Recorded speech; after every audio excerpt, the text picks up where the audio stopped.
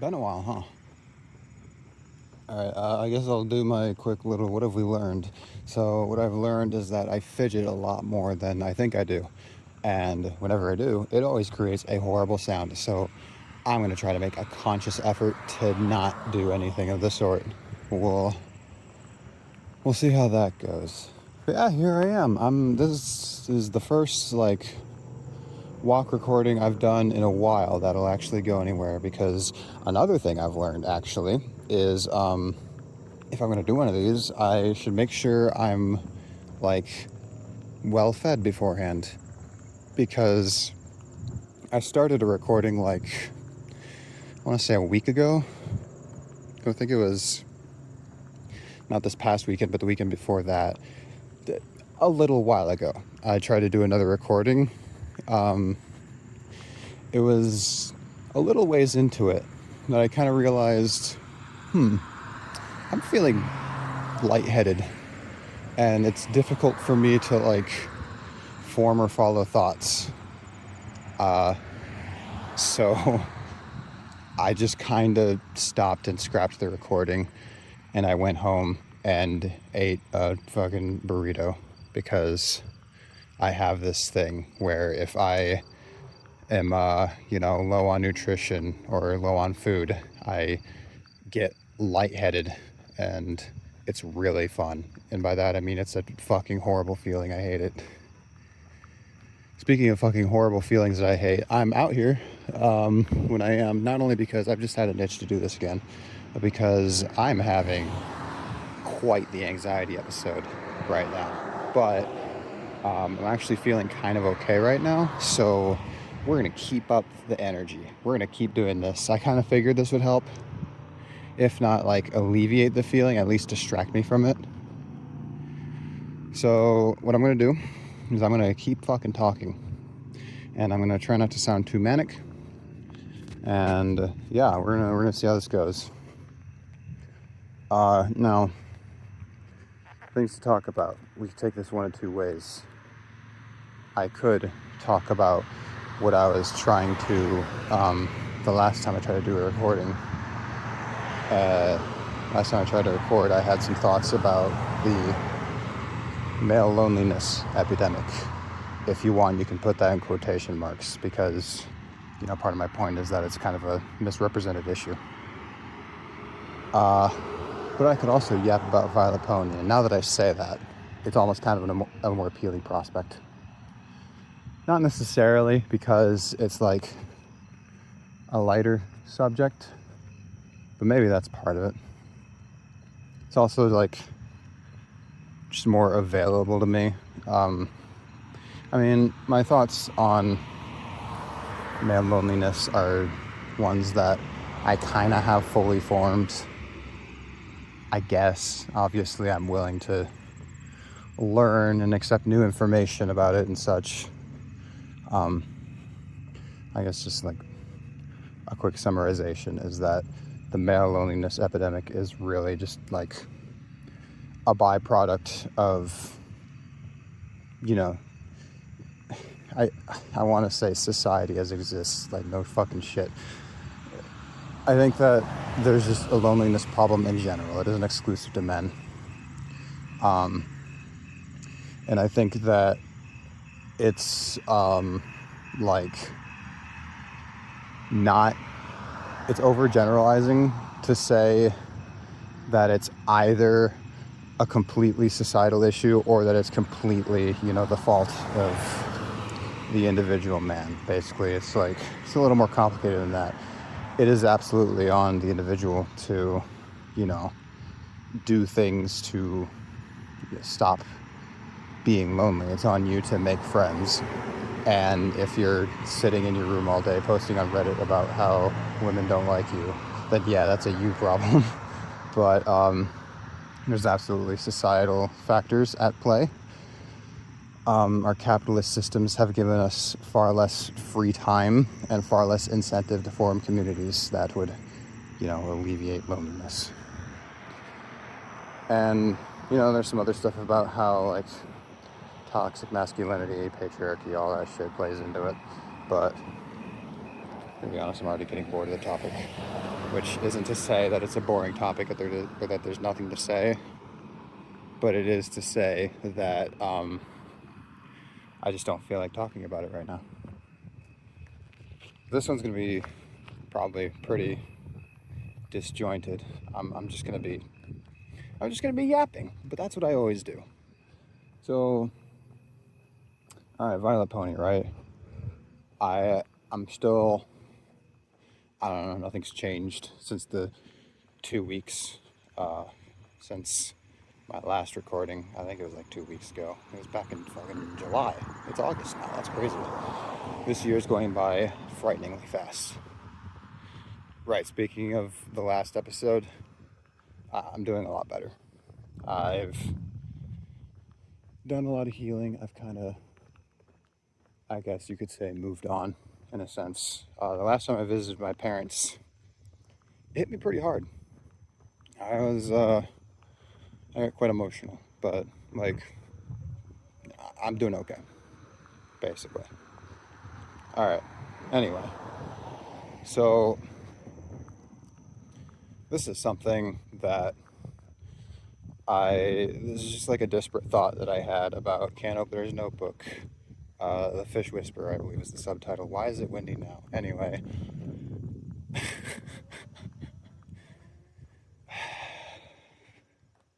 said I was going to try to sound not too manic, but again, why the fuck do I care about quality? I'm doing this to cope with my anxiety.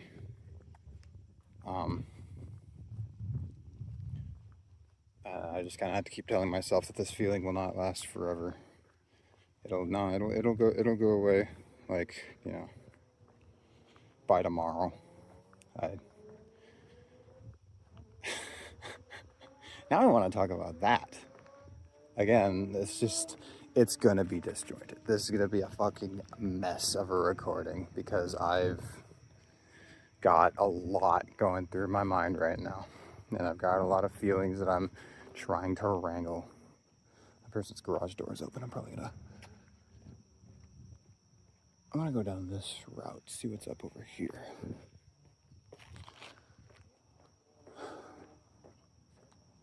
The good news is I don't feel like I'm on the verge of passing out, so doing better than the last attempted recording. I feel like I'm gonna be able to go longer. Not super long because I have work tomorrow, but you know. Okay, so anxiety, right?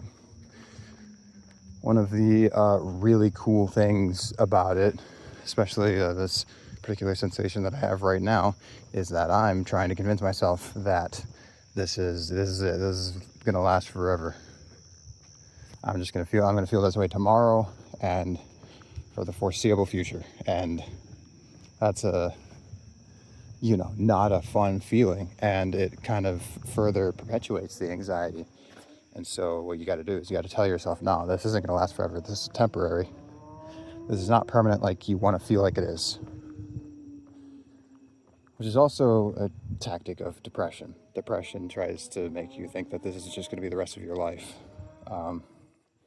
When really you can get better and you can cope. And you don't have to feel fucking miserable for the rest of your life. I didn't. So there we go. Yeah, just gotta keep in mind that this is temporary. It always has been. I mean, I've had a few panic attacks, and that's kind of when the feeling is at its peak, and it's when it's at its worst, because like living in that constant state of panic, that's just the thought that gets in your head is you can't live like this. Like as I am right now, you know what? No, I'm not going to entertain that thought. I don't need to, because I'm not going to live like this. This is temporary. I've had this before, so now I'm here, letting some fucking mostly strangers. Well, I don't know. Letting a bunch of strangers on the internet hear me trying to talk myself down from an anxiety episode. I see that, my videos have like 7 to 14 views, that range. average of like 10 views, and statistically most of those got to be strangers because I have like 1 or 2 friends who listen to these, so it's mostly strangers who are going to be hearing me trying to deal with this bullshit. And now that I've talked about it, now that I've said, hey, this isn't going to last forever, we're gonna deal with this, we're gonna get through it. Can Opener's Notebook, The Fish Whisperer. Is it a Can Opener's? No, I don't fucking know. Can Opener's Notebook. If you have a passing familiarity with Vylet Pony, if you look her up, you'll know what album I'm talking about. Just the random thought that I had recently that made me go, oh shit, that's cool. Which happens a lot. Is song is, all right, well, this is happening already.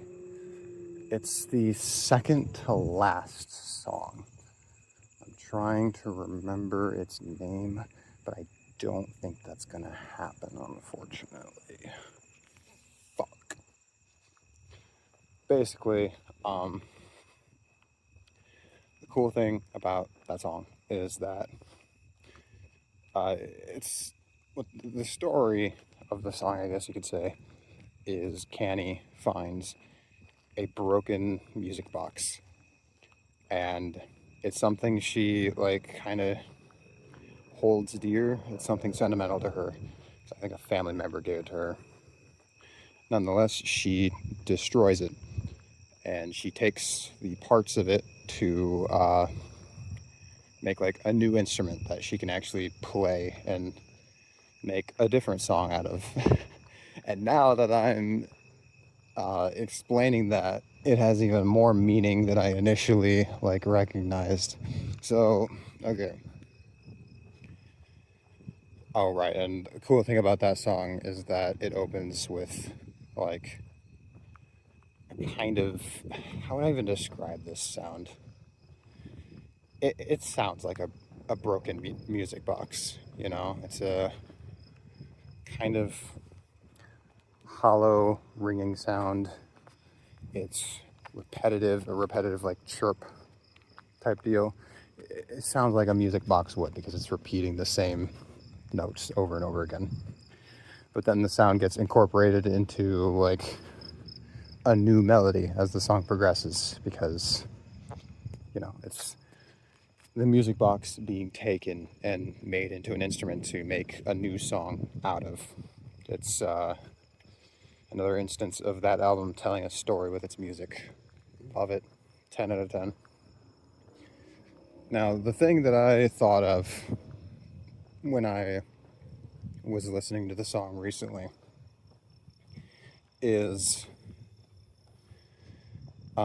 thinking of the music box as like an analogy or a metaphor for Canny herself. And the big thing that brought that to mind was something that's said in the beginning of the song, which is obviously it doesn't work anymore because it's broken.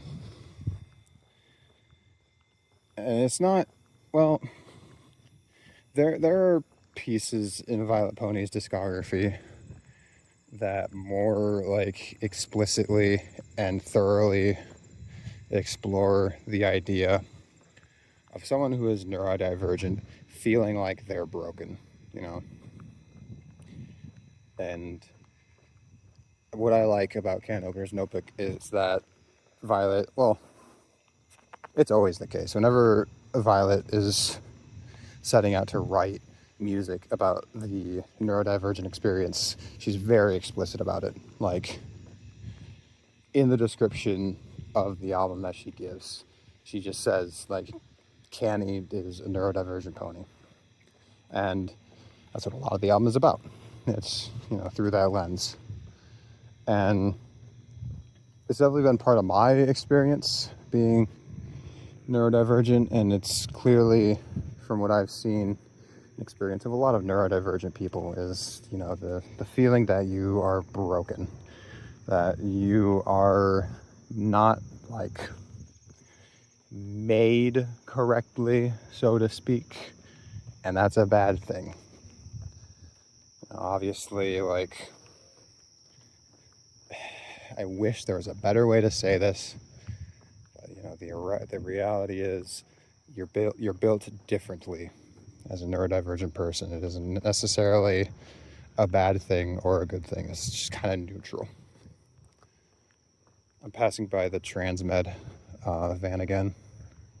I'll start calling it the Transmen van.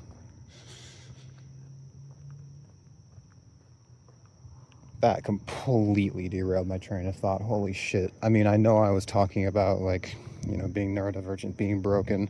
Right.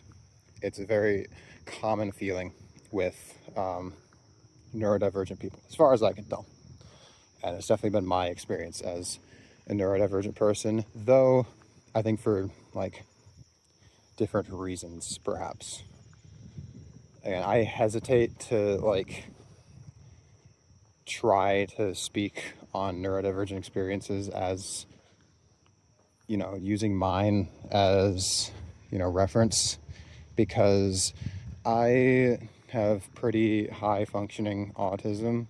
I've been able to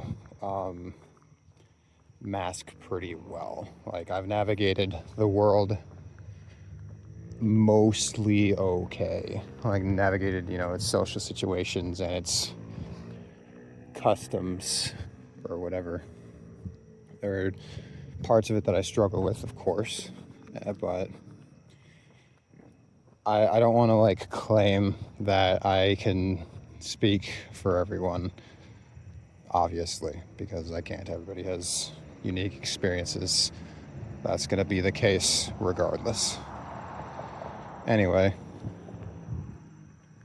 so it would, to me, listening to the song, I thought, like, oh yeah, Canny at some point in her life, perhaps even now, might have had the thought that, like, she's broken and thus, like, she just can't do particular things or fit in particular places. Now, that's what Hippogriff Festival was about. She felt, you know, kind of isolated and anxious because she didn't think that she would fit in with you know, the hippogriffs and yaks at the festival. She felt like she didn't belong there, which is probably a pretty relatable experience to a lot of neurodivergent people. But the whole deal with that song is that, you know, the music box is broken, but Canny still makes something out of it. She still, like, wants to make music out of it. And so the fact that it is broken in her eyes, she doesn't see that as, like, a hindrance. She doesn't disregard the thing because of it. So, you know, of course, it's not like a perfect one-to-one metaphor, because I wouldn't describe a person as broken just because they're neurodivergent. I guess if you're just, like, looking at, you know, I lost it again.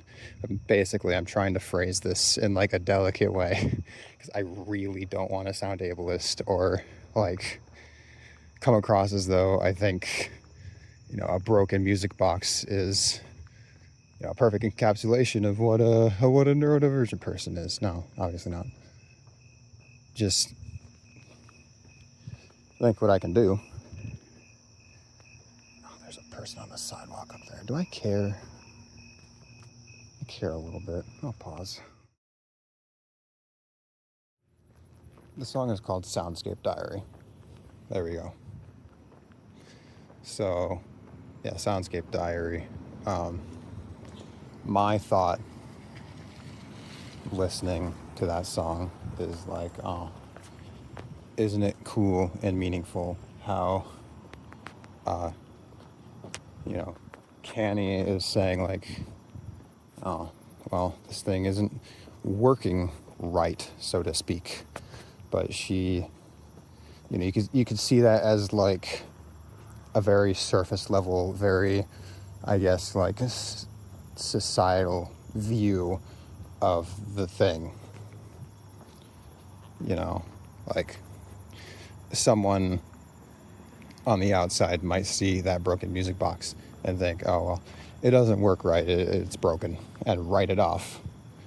But the point of the song is Canny sees more than that. She sees the potential in it, and she sees that there can still be a beauty found in the thing, which is especially meaningful when you consider that one of the big arcs that Canny goes on in the album is learning to appreciate the beauty in the simple things in life. So one of them would be, a little broken music box. So I thought that was cool. And then, God, because what happened there was I was explaining what happens in Soundscape Diary and then realizing how it connects to some of the other things Vylet has written. So find the broken music box.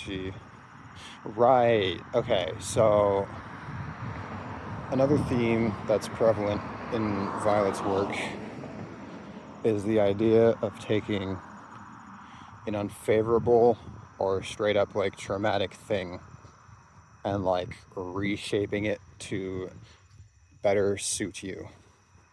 I know that's a big thing in Cutie Mark's the kid who kept running, why should I live with the name that you gave me when I can make a name for myself? Something like that. The big point, the big theme being, yeah, you gave me this name, but I don't have to use it. I can make something different. One of the big things with that whole album is that I get to choose, who I am, who I want to be. As is the case with the music box. Canny decides to make something completely different out of it, even though it had an original intention, an original form, and pretty meaningfully was given to her by a family member.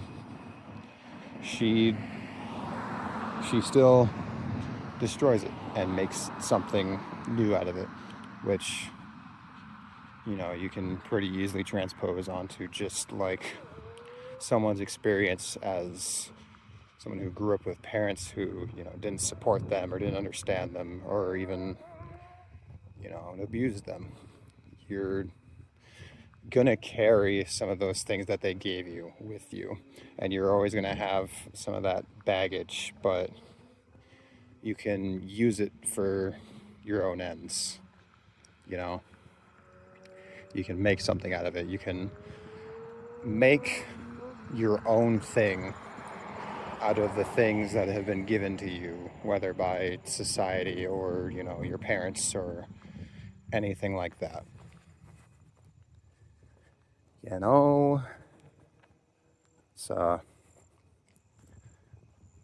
one of my favorite things about exploring Vylet's work is that you find common themes that run through her different albums, but they always take different forms. Can Opener's Notebook is not just sonically a totally different album from Cutie Mark's. It explores a different avenue. It explores a different part of the neurodivergent experience and brings up new ideas of what life will ideally look like and such. Definitely overlapping themes. That's the case for all of her albums, but I definitely can't say she's treading the same old ground. She definitely hasn't started doing that yet. Even Love and Pony Step, there's a reason why she uses some of the sound bites from her older songs, because some of the same themes are being tread again, but it's a completely different story with its own messages and its own lens through which to look at the things that it's talking about. Yeah, I don't know if you can tell, but I'm walking by a lot of fairly busy roads. That's just something that we're gonna have to live with. We're just gonna deal with it together. Oh God. All right. Yeah. All right. Yeah. So that was far longer of an explanation than I was anticipating. But you see what I mean? You see what I mean? That's why it's like kind of a no shit thing at this point. Like, of course Vylet would be my favorite artist. This is some of the most meaningful music I've ever listened to. I don't really know of an artist that might compare. Like, just grasping for examples, Tool makes pretty meaningful music. Their lyrics can really be looked into and analyzed, and a lot of the lyrics are very personal to the songwriters.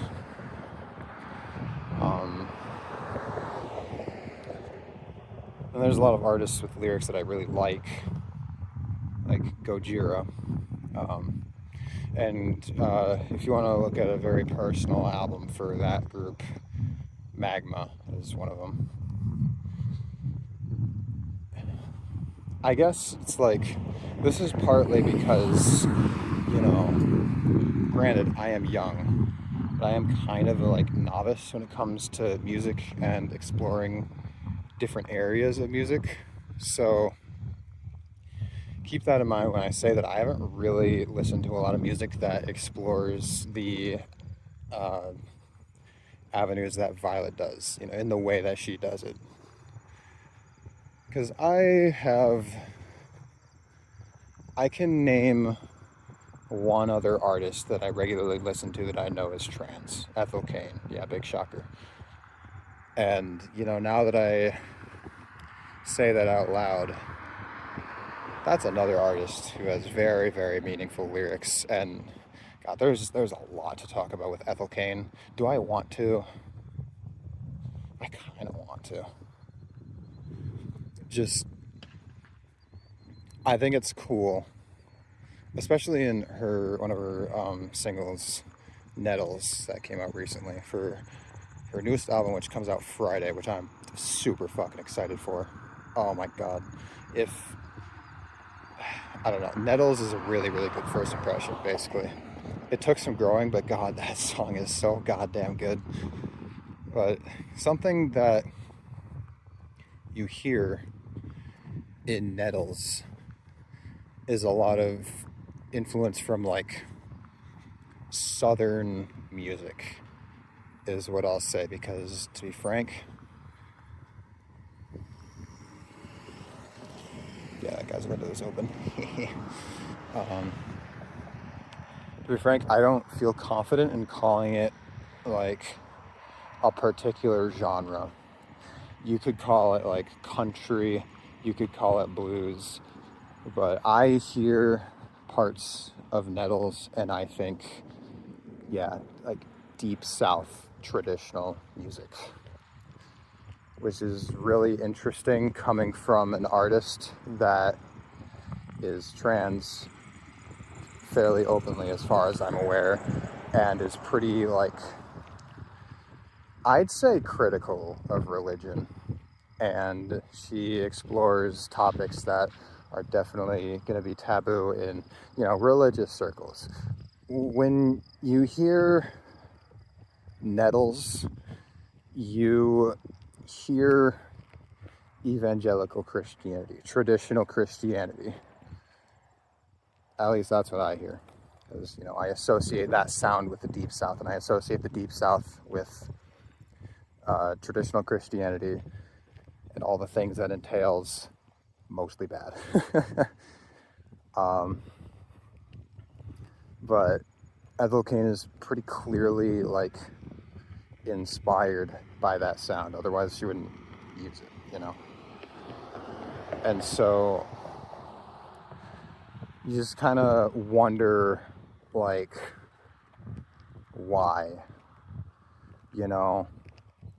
and you wonder what it might mean for her as an artist. There's a couple lines of thinking that I'm thinking of, is she embracing that sound in spite of, you know, some religious baggage that she may have? Is she reclaiming it, you know, just like because she is still religious and she still has an appreciation for that sound? Because I don't actually know what her religious beliefs are, and of course it's not my place to know, really. The only thing I can say is that from the reading that I have of her lyrics, she is critical of, if not religion, then like, you know, the institutions around religion and how religious organizations or people tend to operate. So, but she could still, you know,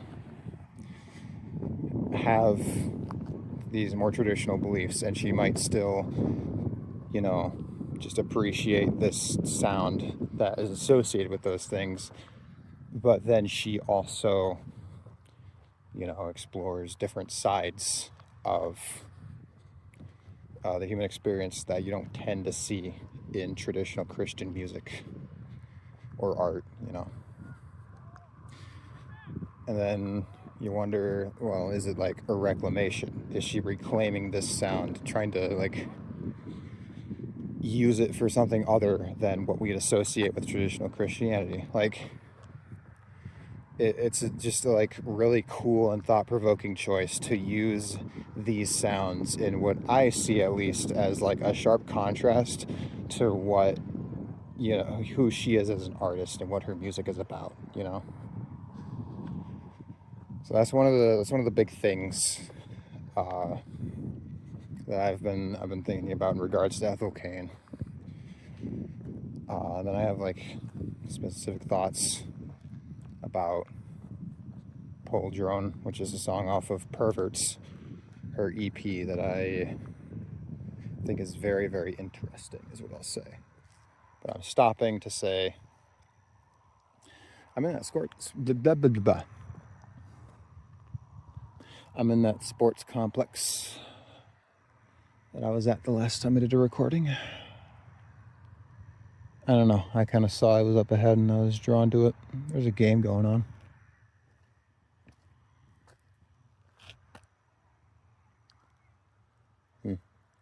Probably just gonna find a water fountain to dip. Do I even want to though?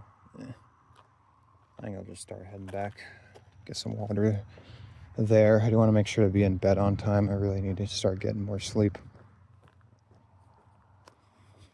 Yeah, so, okay, I guess this isn't about Vylet Pony anymore, LMAO. Yeah, Perverts.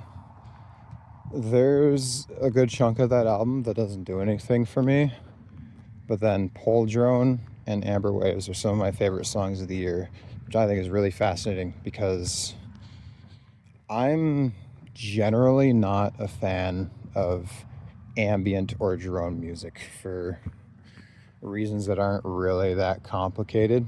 I just find it boring, generally. And that is the case for some of the tracks on the album. Again, some of it just doesn't do anything for me. But Pole Drone is different. Pole Drone is one of the most unsettling pieces of music that I know of. And I fucking love it. I might have mentioned this before. There's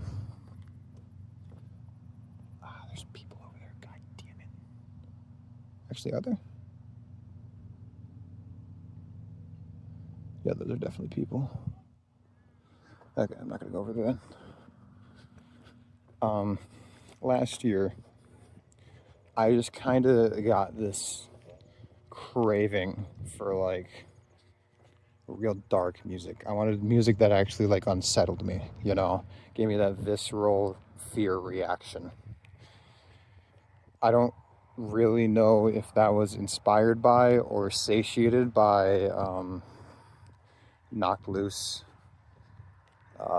You Won't Go Before You're Supposed To has a lot of songs and a lot of elements that give you that feeling, that make you unsettled. The big obvious example is Take Me Home, which is a great song, and that ending has incredible atmosphere. I love it.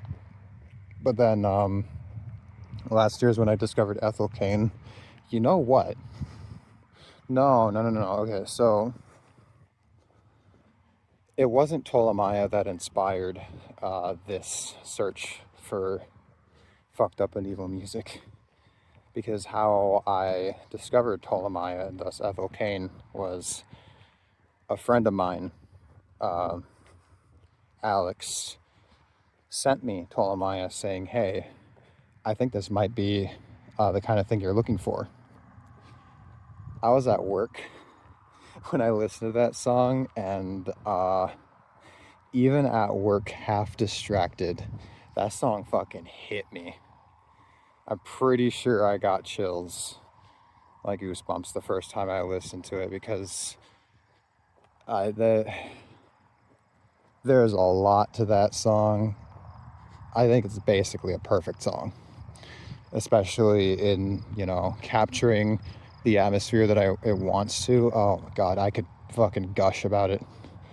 It almost feels like redundant, because, Ptolemy isn't her most popular song, but it's among her most popular songs. And I think a big part of the reason why is because of its, I guess, reputation or status as like, oh, this is a really unsettling and disturbing song.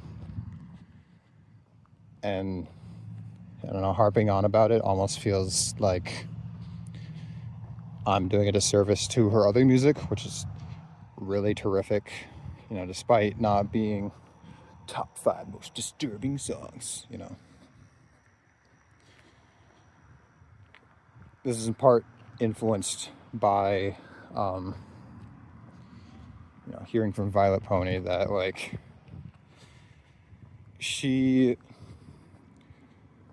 because, Monarch of Monsters blew up, kind of. It like, escaped the kind of sphere of music that she seems to normally be in.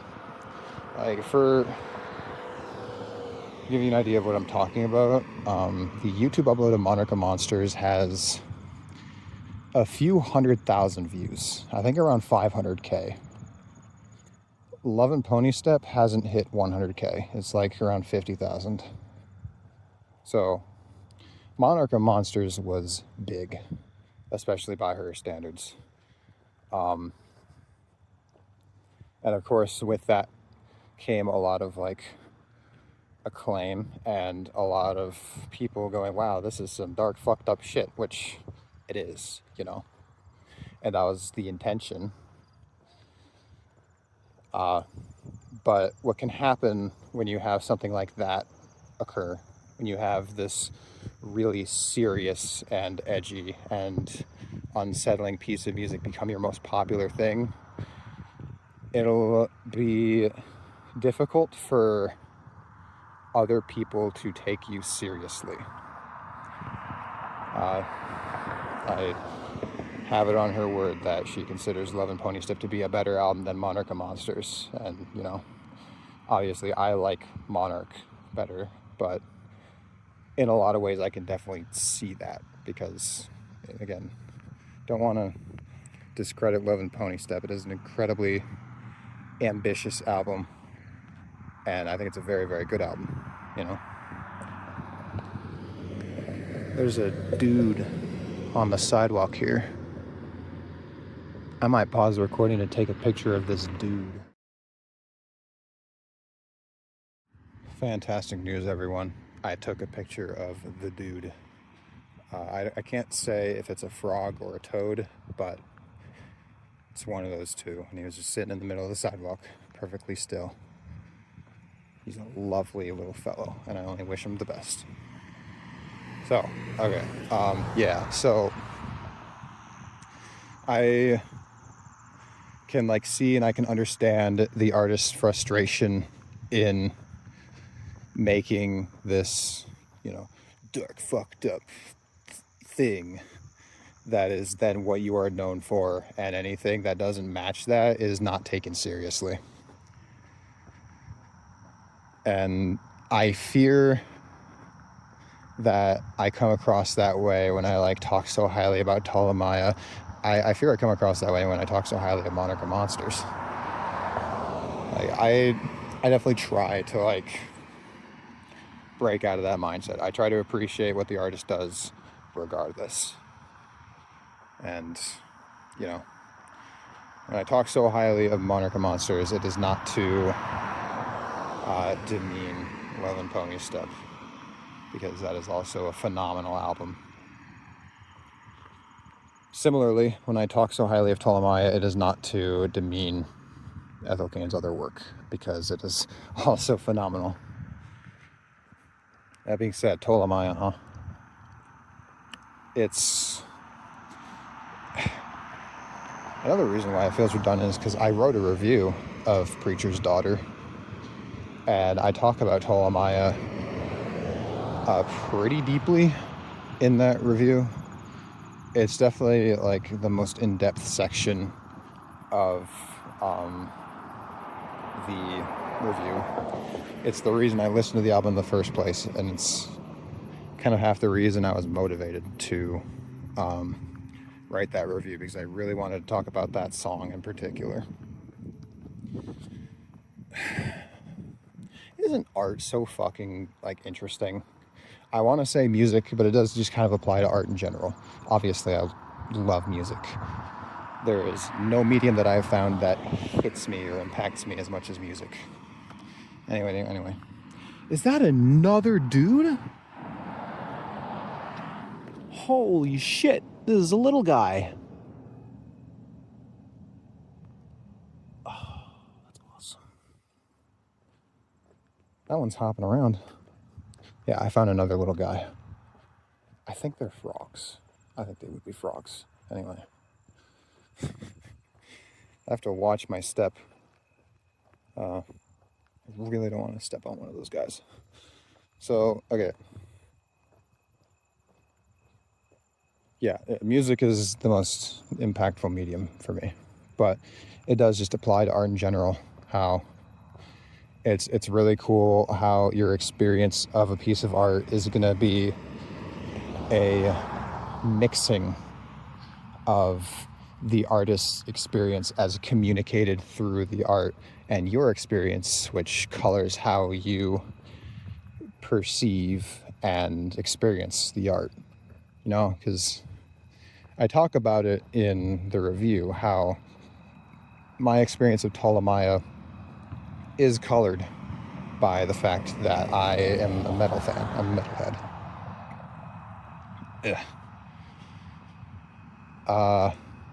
It colors how I experience a lot of music, obviously. I don't think it's like... I think it's pretty obvious that my experience of music is going to be affected by the music that I like am most familiar with and have spent the most time listening to, probably. So, you know, the genre of metal likes to explore dark subjects. It's kind of its deal. There's not a whole lot of metal music that's talking about how awesome and happy life is. The like standout example is that one Suicide Silence song. It's the one that I'm sure most people know, if they know Suicide Silence. I wish I could remember its name, but it's the one that is basically saying like, hey, you only live once, so just go fucking nuts. It's a very positive message about like living life to the fullest. You know, those types of songs, hell, even bands exist. But obviously metal is primarily a genre about the darker aspects of the human experience, which is both inspired by and the reason would those be similes? It's like a circular thing. These darker subject matters inspire the darker, heavier sound of metal, but then also the darker, heavier sound of metal kind of draws these things out of you and makes you want to talk about them, you know? Like, Gojira has positive messages in their songs, like a lot. You know, about, you know, accepting death as a natural part of life. The big one is like climate change. Climate change fucking sucks. We're destroying the environment. But that's just it. Gojira's songs are less about like, we can do it if we try. We're going to make a change. And more about, this fucking sucks. We're destroying the planet. It's using that, like, you know, darker side of the subject to inspire that positive change. It is still a song expressing anger, even if the anger is, you know, towards a positive end. So, you know, darker subjects are not new to me. And there are plenty of songs, metal songs, that are, you know, about like horrible things being done to people, right? Even if it's not like, there's someone in the garage here. Do I care? I don't care that much. I ask myself that every time I'm like passing someone while talking. Because deep down I do care. Deep down I'm self-conscious, you know? That's why I've paused so many times to, like, you know, not be speaking in front of someone and look like a weirdo. But yeah, deep down I am self-conscious, but hey, I kept talking there, even though you probably heard me. Baby steps. So there's the rare few metal songs that are about horrible things being done to people to like actually make a point. Hey, Gojira again. The chant is about, wow, I feel like a fucking piece of shit now because I don't remember what specific group of people the chant is about. And because I feel like that's such a disservice, I'm gonna go fact check myself real quick.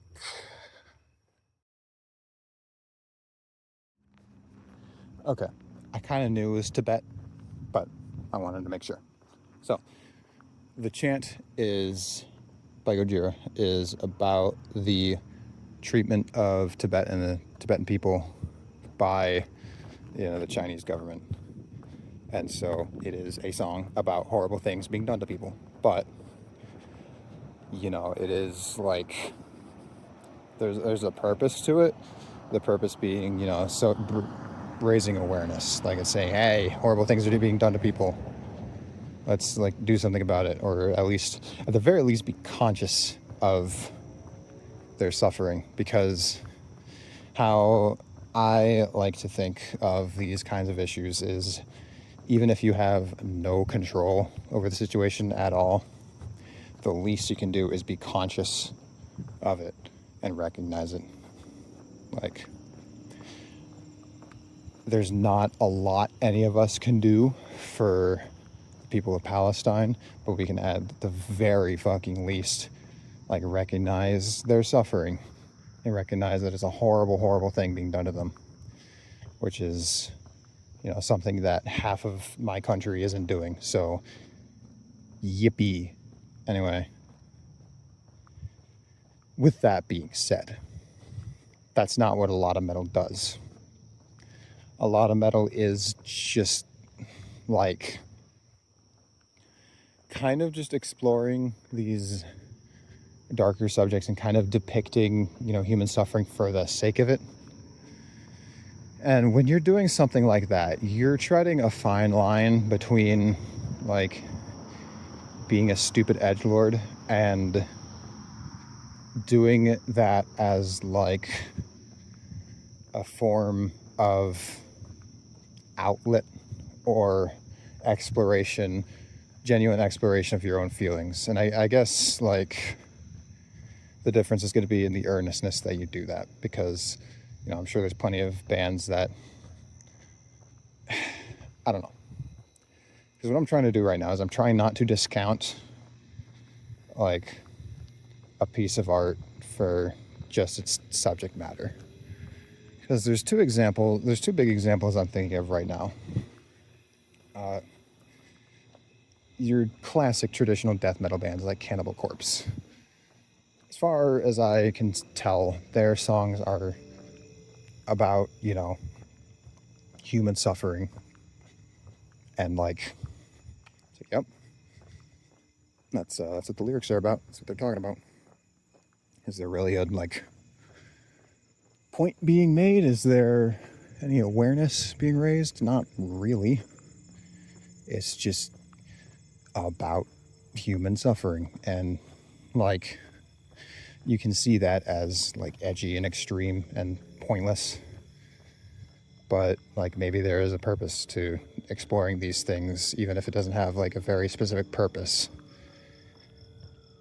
even if it's just as an outlet, or even if it's just as a way of saying like, hey, these things happen, these things exist. We shouldn't entirely ignore the darker side of human nature or our darker impulses or emotions, right? And that was especially the case back when, like, Cannibal Corpse was beginning as a band. Jesus, okay, I could get into I've already gotten into a whole other thing here. Because metal as a genre, and a lot of the things that it's doing did happen and does exist for a specific reason. Metal is a counterculture movement. At least that's the like broad idea behind it. There are, mainstream metal bands, and there are metal bands that I think have completely forgotten that the point is to be counterculture, falling in reverse. But that is the like environment from which it was born. Metal as we know it, was born in part because of the satanic panic of the 80s. Obviously, it's not that simple, because metal is also born from, classic rock, which was then born from the blues, which was born from, Black American music. I guess wanted to make that connection, because it's something that I don't think like hardly anybody talks about. We only have metal because of, black artists and blues music and such. That's how it goes. That's the case for probably most music that we listen to. That being said, it is also born from, the satanic panic. Metal and its hard sound and its like really extreme graphic lyrics was in response to suppression of that type of content by, extreme evangelists. I think I was trying to say evangelicals.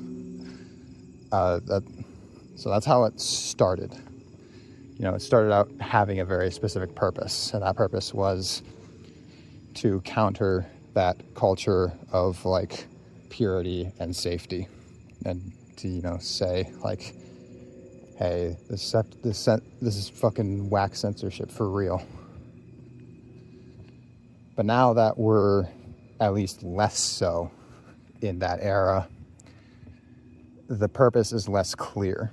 We're just left with the idea of what metal is supposed to be, which is this genre of extremes that has lyrics about blood and gore and sex and stuff.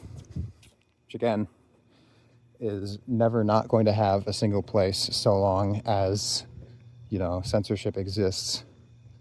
And it still does. In fact, I don't know if you could tell, but it's kind of making a comeback here in the United States. I'm scared. But,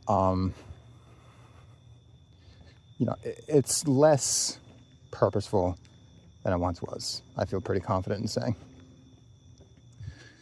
But, again, it still has some purpose. There's still some purpose in just exploring those darker aspects of humanity just for the sake of it. Because, you know, most of the purpose of art is just the creation of the art, you know? Some like postmodernist bullshit like that. But I was just kind of trying to contrast, you know, the extremism, perhaps bordering on just like being edgy, and like, I don't want to say problematic, because again, that's not cool. I don't want to say that we should just not talk about these things. Of course, you know, there's the angle of just being like straight up exploitative. And I don't know if you can really be exploitative if you're not talking about like real cases or real issues in that kind of like insensitive light. But, you know, it's a nuanced conversation, and I'm having a lot of like conflicting thoughts happening while I'm just kind of wandering around what I'm pretty sure is my neighborhood. I think I'm lost. I'm trying to contrast it with Iowa, which, you know, if you read what was going on with Slipknot during the recording of Iowa, it makes a lot of sense why that album sounds the way it does and why it has the subjects that it is about. So when I say Iowa, I'm talking about the album as a whole, of course, but then I'm also talking about the title track, which is also a very like unsettling, uncomfortable song, and I love it. It's my favorite Slipknot song, which is kind of typical of me, but I know where I am now. All right.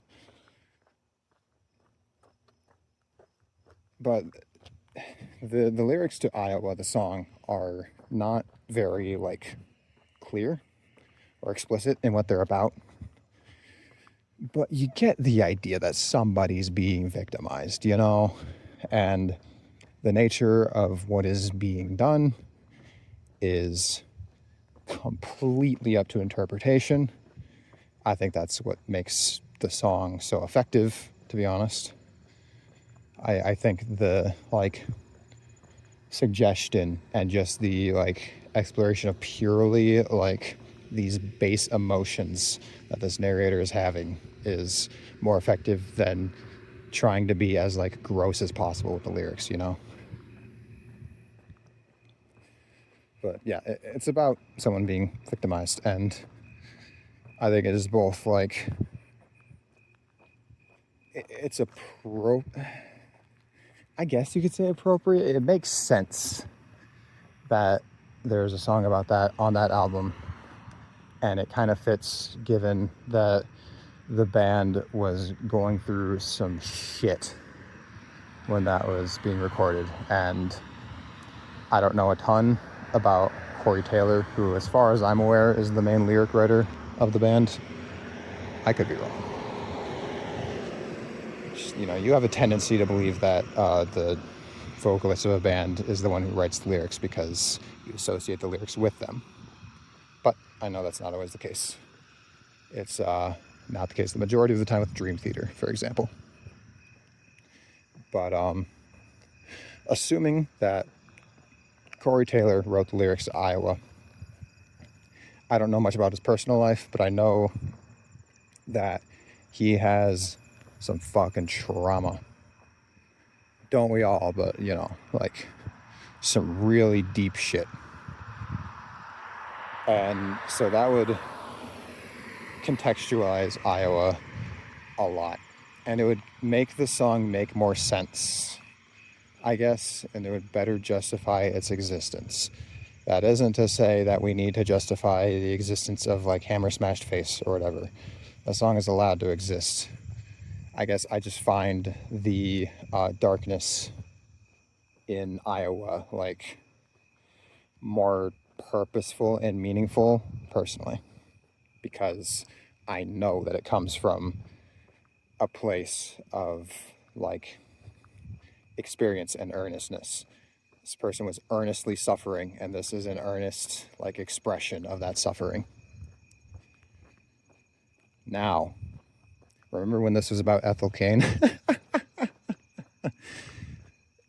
Now, something you'll notice about most of the metal genre is that 99% of it, from what I've seen, is from the perspective of the perpetrator. It's music that is, it's like, I haven't read Lolita. I feel weird even just bringing up the book, to be honest. So,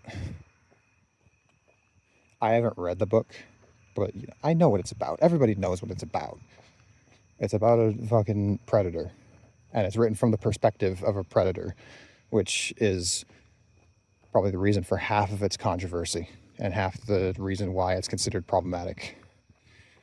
I'm just not even gonna have a conversation about that book. I'm just gonna say, like, it's that kind of deal. It's from the perspective of the perpetrator. And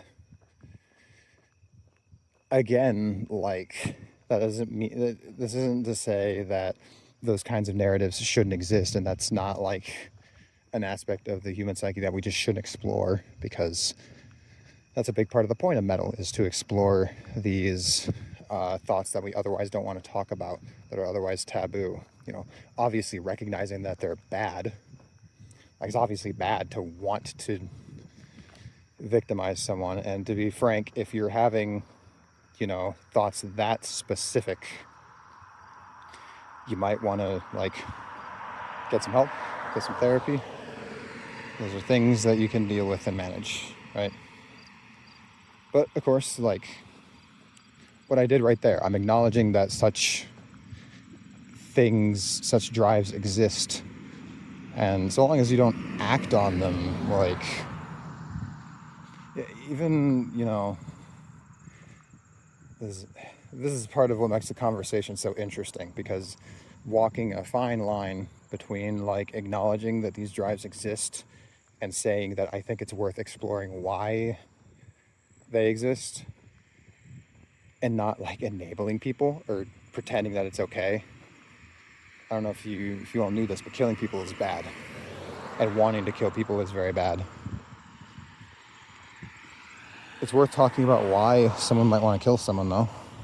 You know, just, like, it's better understanding people is at base a pretty nice thing to do, and helps prevent future cases, potentially. Like, you know, part of the reason why we have, like, a short list of commonalities between serial killers is that so someone can look at someone else and perhaps see, oh, you know, see the red flags. A lot of it is about raising the red flags so that people can see them and avoid harm, or even avoid doing harm, you know? Jesus Christ. Okay, so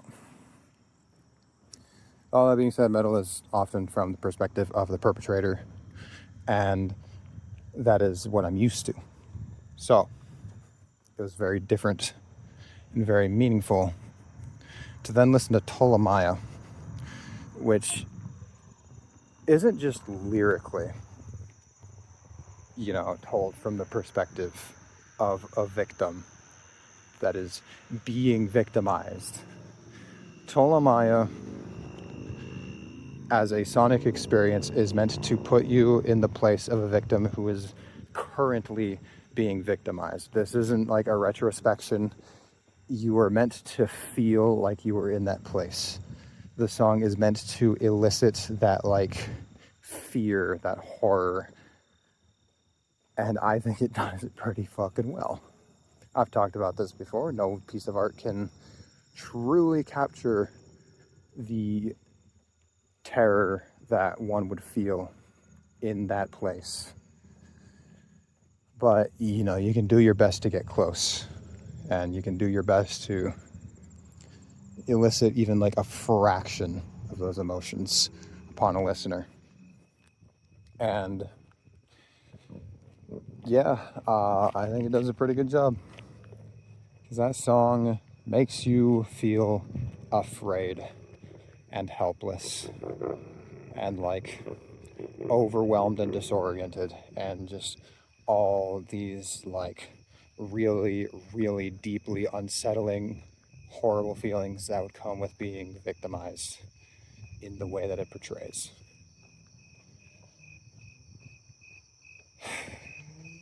So, that was a big part of my experience with the song. A big part of my appreciation for it comes from the fact that I haven't heard a lot of music that does that.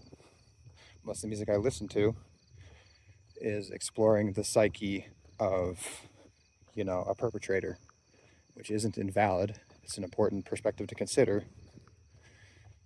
But I'm going to be pretty like straight up with this. The more important perspective to consider always is the perspective of the victim. And so I think it's just a really underrepresented like aspect of the human experience when talking about like metal music, because for all I know this is like much more common in other genres. I'm very willing to believe that. But yeah, being a metalhead, mostly getting songs about how dark and fucked up it is to kill someone. Oh God, what have I done? Then you have Tolemaya, which is talking about how dark and fucked up it is to be killed, to be assaulted, and to be exploited. And it's more depressing and more effective than any of those other metal songs that I've heard. And I think it's, again, just a really important perspective, because we as a culture have a tendency to fixate on perpetrators rather than victims. You see it in, serial killer culture and all that gross shit. See that in like true crime. Like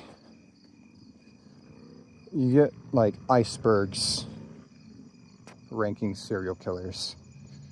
You get true crime podcasts exploring the backstory and the history of serial killers. You get documentaries about dictators and, genocide perpetrators. You don't get that kind of attention to victims.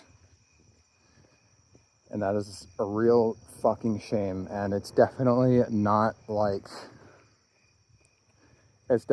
the sole reason why victim blaming exists. Far from it. But I can't help but feel like it plays some part. I think we as a culture are just like kind of disconnected from the perspective of the victim. Like a lot of people don't seem to really understand what it's like to be in that position, and thus have a harder time like empathizing, I think everybody is a victim in some sense, has been a victim in some sense. But it obviously takes different forms, and so they may not be privy to particular types of victimization. Sorry, this is just a weird table sitting on someone's driveway.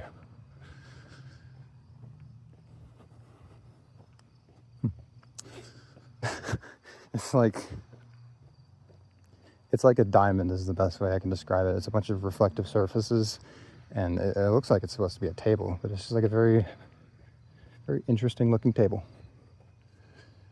Anyway, yeah. I don't know. I just see, people not even just, well, I don't know, like people saying like, yep, I want Palestine leveled. I want every man, woman, and child in Gaza dead. Obviously, that's like fucked up. I think that's gonna be fucked up to most people. if, put on the table in front of them. But what's more common in like, American culture, as I've observed, is just like a dismissal. Most people just don't think about it. They just don't give a shit, really. And I mean, that's not just the case for Palestine. That's the case for all the people being detained and deported by ICE.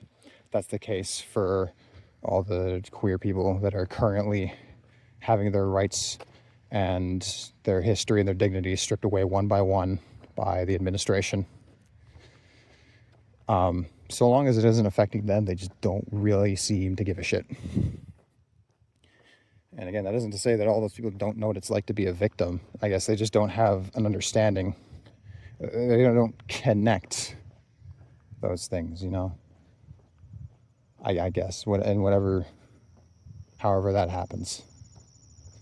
It's a little tough for me because, I'm an empath, and that doesn't mean I haven't had trouble, like, connecting to a person's experience before. And that isn't to say that I haven't been, like, ignorant or dismissive of other people's suffering.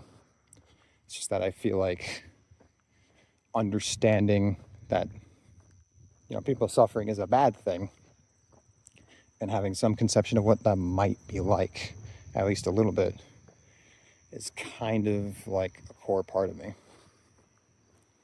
So, like, ironically, I have a hard time understanding why people don't see someone else suffering and don't feel for them and don't want to help them. But that's a thing. That's why we get people who look at a victim of assault and try to figure out ways to explain why it's their fault. That comes from a place of a lack of empathy. Again, multiple factors. There's many factors that go into why a person might think or do that. That's the case for, all things, really. Any decision a person ever makes is a product of basically everything they've ever done in the past, and all these disparate beliefs and things that they've been taught, things that they've learned, etc., etc., etc. What I'm trying to say is that our Puritan culture and our patriarchal culture has also contributed to our views about assault, especially on women, but also on men. Also definitely plays a part in how we treat male victims. The broader point being, we usually don't treat them well. And it just comes from a disconnect from what it is like to be a victim. And it certainly plays a small part, but I think what plays some part is the fact that we just don't have a ton of, at least not that I haven't seen a ton of art that is like strictly about the victims and their perspectives, One of the most powerful things art can do, one of its main purposes, is to elicit empathy for another person and to better understand their perspective. It does that for, the artist making the piece and the subject of the piece, because, big point of art, stories especially, is to make you feel emotions. And if you're feeling emotions like next to a character, you're going to start empathizing with them. That's just how it works, usually. And so, one of the best things we can do to, garner sympathy for victims is to make art about them and to, express what it is and how it feels to be a victim. It elicits empathy for, the subject, but then a person might start thinking. A person might see a news story. It's like, that's kind of like this song I listened to. And that sounds a little stupid, but whatever it takes, man. Whatever it takes to get people to care about the victim. If it comes from a song that's not ideal, but that's, you know, that's how we got to do it. Oh no, that's a big part of the reason why the Trump administration's, I can't remember exactly what it was they did. Basically, they did something to try to limit the number of foreign films that come into America pretty transparently. Like, I don't know if they put some kind of like, I think what they did was they put some kind of tax or tariff, I guess you could say, on any kind of foreign film that's being brought to America. That is obviously, if you argue this, you are a fool and a clown. That is obviously going to limit the number of foreign films coming to America. Oh, well, you can ship them anyway. There's nothing stopping you. That is like textbook propaganda speak. One of the biggest like excuses that the Republican Party uses for a lot of things they do is like, oh, well, you know, I'm not stopping you from doing this. I'm just making it more difficult. Why do you think they're making it more difficult? It's to dissuade people from doing it. Just because you're not allowed, or just because you're still allowed to do a thing doesn't mean like you're not transparently trying to be stopped from doing it. And there's no other reason why they do it. They're not doing it for the fucking hell of it. Well, they're also doing it because there's probably money to be made in taxing foreign films. And we all know how much this administration loves money and fucking slurping it out of their own citizens. But the other purpose is to limit the number of foreign films coming to America, because it would very obviously have that effect. This isn't debatable. What else do you think is going to come of it? That is the obvious reason. That is the obvious result. Why is that? Like, how is that relevant to the broader things that they're doing?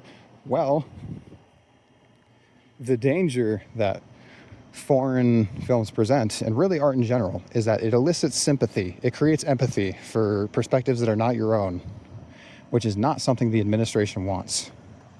The administration does not want you to be empathetic towards other cultures, because that way it's easier for them to get away with taking people of other cultures and putting them in prison camps.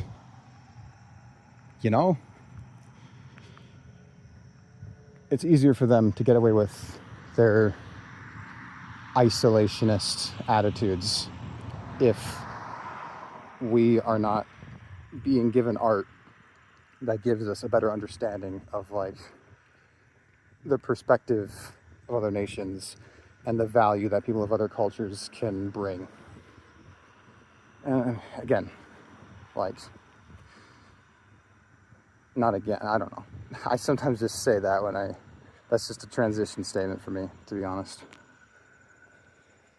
When I say, you know, the value they bring to us, that isn't to imply that a person of another culture is only like good or valuable if they can give something to us. Like, we shouldn't protect Mexicans because they give us Mexican food or whatever. We should protect Mexican people because they're fucking people, you know? But yeah, that's the danger of art, especially foreign art, is that it elicits sympathy for people who are different from you. And right now, the Trump administration is doing basically anything they can to make the lives of people other than the rich, white, evangelical Christian fucking miserable. It's easier to get away with that if you're not seeing their perspective and not gaining empathy for them. So yeah, that's another reason why they did that. All this isolationism, all this like demonizing of these perspectives, it is to make their oppression easier. And that's why Can Opener's Notebook is my favorite album of 2022.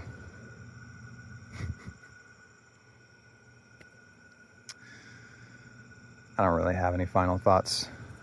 My final thoughts are, I'm tired. And I'm not feeling particularly anxious right now. We'll see how I fare when I like get inside and turn the camera off. Either way, tomorrow's another day. Tomorrow will probably be better.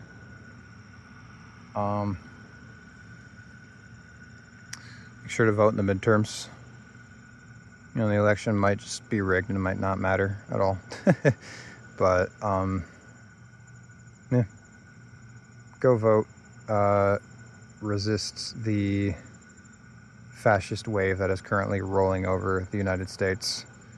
There's threats to arrest Democrat senators, which is textbook fascism. Like, that's what dictators do. They arrest political opposition. Like, it's been obvious for the past 8 months, but they just keep taking masks off, you know? So do what you can to resist that. And while you're not voting, just like, you know, support your queer friends, support any of your friends who have become victims to these fuckwads running the country. And take care of yourself too.